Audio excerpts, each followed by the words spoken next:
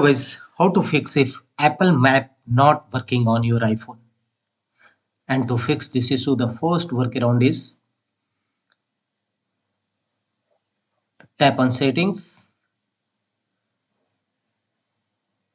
and here tap on privacy and security and make sure that location services is turned on. Scroll down and tap on map and allow location access.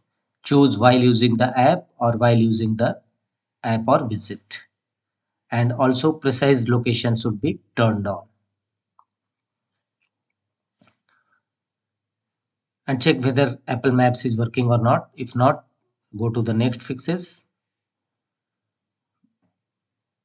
Enable turn on flight mode on your iPhone and wait for some times and again turn off flight mode. Then tap on settings, tap on general settings and here tap on transfer or reset iPhone.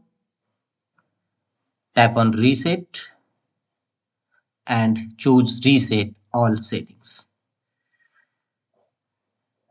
Also, again tap on settings, tap on general settings and tap on software update and check for updates. If any updates are available, iOS updates, download and install on your